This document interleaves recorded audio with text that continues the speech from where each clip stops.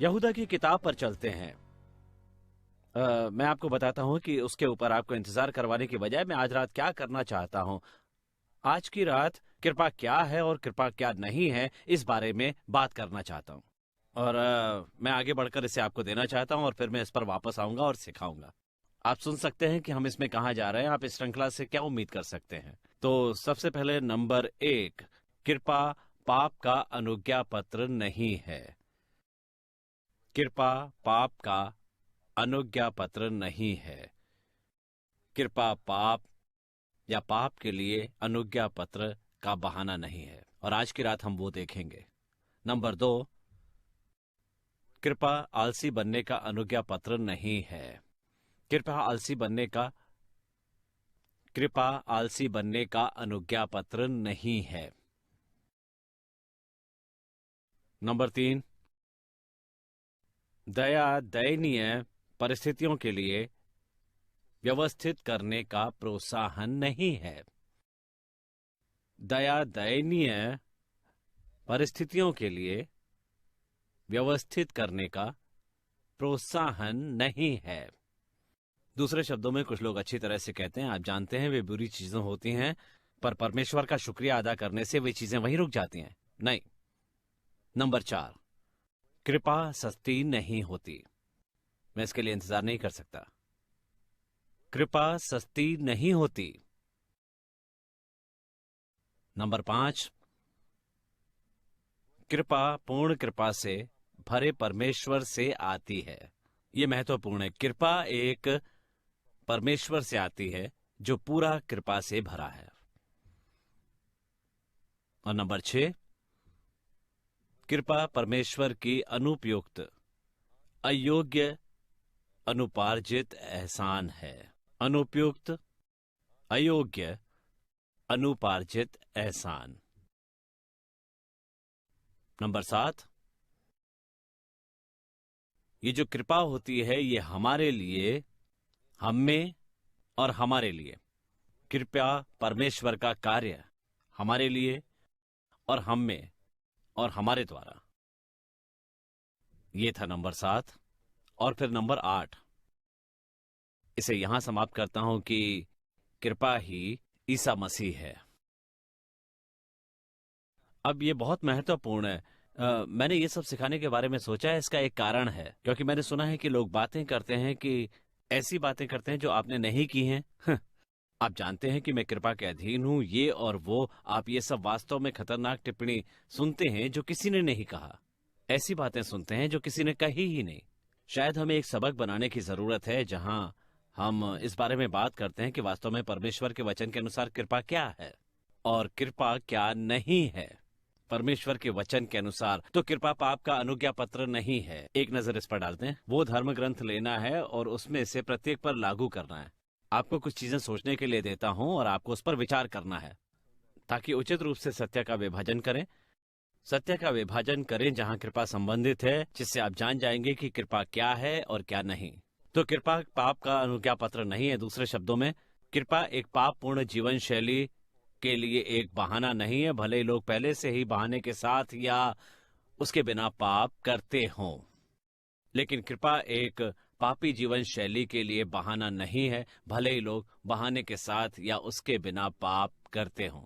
और इसलिए मैं आपको ये दिखाना चाहता हूं। लोग अच्छी तरह से कहते हैं कि मैं कृपा के अधीन हूं ताकि पाप पूर्ण जीवन शैली को क्षमा करती हो, और आपको देखने और गौर करने की जरूरत है कि वो क्या कहता है। और देखिए यहाँ यहूदा क्या कहता है। 4 को देखें। यहूदा 4 को देखें। यहाँ कुछ दिलचस्प बातें हैं, क्योंकि मैंने सुना है कि ये सभी प्रकार के अलग तरीके इस्तेमाल करता है। ये देखने के लिए हमें कुछ समय लेने के योग्य बनाता है। यहूदा 4, वास्तव में चरण 3-4 को देखना चाहता हूं। वो कहता है, जब मैं तुम्हें उस उद्धार के विषय में लिखने में अत्यंत परिश्रम से प्रयत्न कर रहा था जिसमें हम सब सहभागी हैं, तो मैं तुम्हें ये समझाना आवश्यक समझता हूं कि उस विश्वास के लिए पूरा यत्न करो जो कि पवित्र लोगों को एक ही बार सौंपा गया था। क्योंकि कितने ऐसे मनुष्य चुपके से हम में आ मिले हैं जिनके इस दंड का वर्णन पुराने समय में पहले से ही लिखा गया था, ये भक्तिहीन हैं और हमारे परमेश्वर के अनुग्रह को लुच्चेपन में बदल डालते हैं और हमारे अद्वैत स्वामी और परमेश्वर ईसा मसीह का इनकार करते हैं। और अब मैं चाहता हूं कि आप परमेश्वर की कृपा को कामुकता में बदल दें। अब इस बारे में सोचें, इसके बारे में सोचना कैसा ऐसा क्या हो सकता है? क्या आप परमेश्वर की कृपा को बदल सकते हैं? क्या आप कृपा ले सकते हैं और इसे अशिष्टता और कामुकता में बदल सकते हैं? इसके बारे में सोचिए। आप इसका जवाब कैसे देंगे? आपको लगता है कि आप कर सकते हैं? देखिए, ईसा मसीह कृपा है, क्या आप उसे अशिष्टता में बदल सकते हैं? क्या आप ईसा मसीह को कामुकता में बदल सकते हैं? तो क्या आपको लगता है कि इसे बदल दिया जा सकता है, कि कृपा को कामुकता में बदला जा सकता है? अब भले ये यहाँ कहता है कि परमेश्वर की कृपा को कामुकता में बदल देना, आपको परमेश्वर के स्वरूप का ज्ञान हो गया है। और एक बार जब आप परमेश्वर के स्वरूप को जान लेते हैं, आप सब कुछ इस तरह से पढ़ते हैं, तो आपको ये पता होगा, आपको थोड़ा और गहराई से अध्ययन करने के लिए प्रेरित करेगा, क्योंकि आप जानते हैं कि आप ऐसा नहीं कर सकते। परमेश्वर की कृपा को अशिष्टता या कामुकता में बदल देना, आप जानते हैं कि आप ऐसा नहीं कर सकते।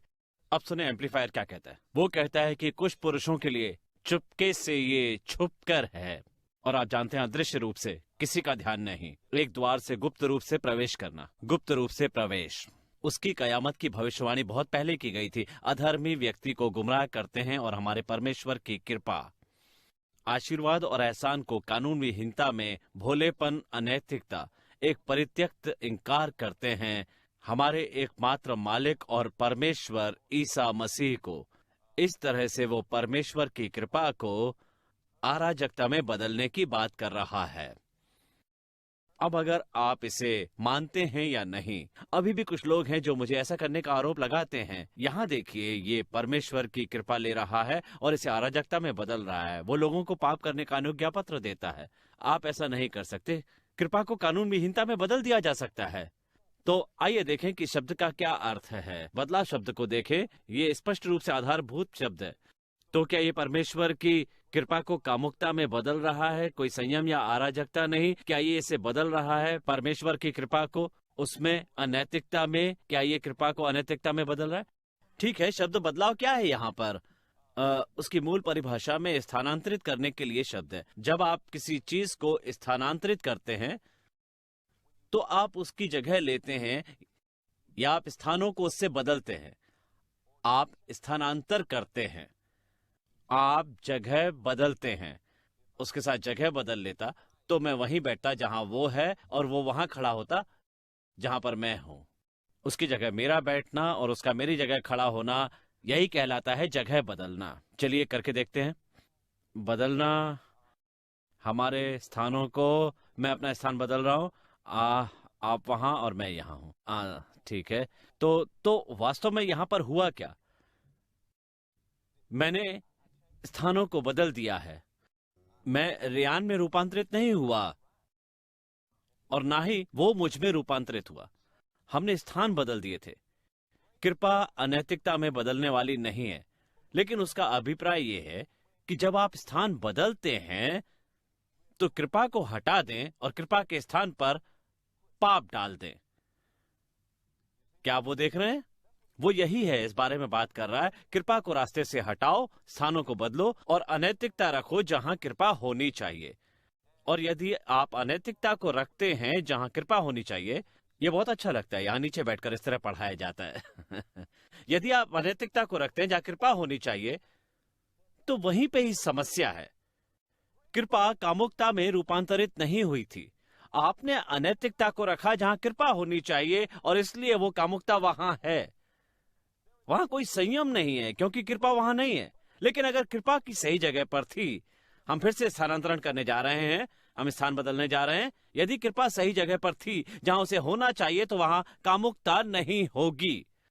तो वो जो कहता है वो ये है कि आपके पास धर्मनिष्ठ पुरुष हैं जो कृपा को इस स्थान से हटा रहे हैं, इसे अनैतिकता से बदल रहे हैं। आपने समझा मैं क्या कह रहा हूं? क्योंकि जब कृपा होती है तो अनैतिकता नहीं होगी, क्योंकि कृपा अपने सही जगह पर है। क्या कोई इसे देखता है? आप देखते हैं कितना महत्वपूर्ण है सच्चाई और कृपा का एक साथ चलना। आप जानते हैं कि परमेश्वर की प्रकृति नहीं है। तो अब इसे फिर से पढ़ें। अधर्मी पुरुष हमारे परमेश्वर की कृपा को कामुकता में बदल देते हैं। क्या आप जानते हैं इसका मतलब क्या है? अधर्मी पुरुष परमेश्वर की कृपा की जगह को कामुकता की जगह के साथ बदल रहे हैं। वो लोग जिस जगह पर कृपा होनी चाहिए उस जगह पर कामुकता को रखते हैं। देवियों और सज्जनों, जब अपने जीवन में कृपा उपलब्ध नहीं होती, कृपा नहीं होती है जहां उसे आपके जीवन में होना चाहिए, तो वो नहीं करता है जो आपके जीवन में करना चाहिए। आपको ये सुनिश्चित करने के लिए मिला है कि आप कृपा को किसी और के जीवन के साथ स्थानांतरित नहीं कर रहे हैं जो वहां होने की आवश्यकता नहीं है। आमीन। अब चलो गलातियों अध्याय 5 और 13 पर जाएं। आप बाइबल अध्ययन के लिए परमेश्वर का शुक्रिया नहीं करते? लोग नहीं जानते, बेहतर होगा कि आप उन्हें बताएं। गलातियों अध्याय 5-13, ये एक छोटा सा फर्क है, मानव काश में इसे जानता होता। चरण 13, गलातियों 5:13, आप इस पर गौर करें। कृपा के रहस्योद्घाटन के बिना, मेरा मतलब है आप सत्य नहीं जानते, लेकिन एक बार जब आपको कृपा का रहस्योद्घाटन मिलता है, आप सच्चाई को समझते हैं। गलातियों 5:13, चलिए एक चरण 13 जोर से पढ़ते हैं। तैयार हैं तो पढ़िए। हे भाइयों, तुम स्वतंत्र होने के लिए बुलाए गए हो, परंतु ऐसा न हो कि ये स्वतंत्रता शारीरिक कामों के लिए एक अवसर बने, वरन प्रेम से एक दूसरे के दास बनो। गलातियों 5:13 कहता है, भाइयों स्वतंत्रता के लिए बुलाया गया है। जोर से कहो, मुझे स्वतंत्रता के लिए बुलाया गया है। अब आप पाप करने के लिए स्वतंत्र नहीं है, आप पाप नहीं कर सकते। वास्तव में स्वतंत्रता पाप करने के लिए नहीं है, स्वतंत्रता पाप नहीं करने की स्वतंत्रता है। ठीक है, तो ये कहता है कि आपके लिए भाइयों स्वतंत्रता के लिए बुलाया, केवल अपने आप को न दे। स्वतंत्रता आपके मानव देह के लिए एक प्रोत्साहन है। या अब याद रखें, मानव देह एक मानसिकता है जो परमेश्वर के वचन के खिलाफ जाती है। परमेश्वर के वचन के खिलाफ जाने वाली मानसिकता को अपनी स्वतंत्रता के लिए प्रोत्साहन न दें, अवसर इसे बहाने के रूप में उपयोग न करें, लेकिन प्यार के माध्यम से आपको एक दूसरे की सेवा करनी चाहिए। क्या आप इसे देख रहे हैं? तो फिर से कृपा को पाप का अनुज्ञा पत्र नहीं देना चाहिए और ये स्वतंत्रता प्रदान करता है, लेकिन परमेश्वर के वचन के खिलाफ जाने वाली मानसिकता के अनुसार अपने जीवन को जीने के अवसर के रूप में इसका उपयोग नहीं करना है। रोमियो अध्याय 6 चरण 1 और 2 को देखें।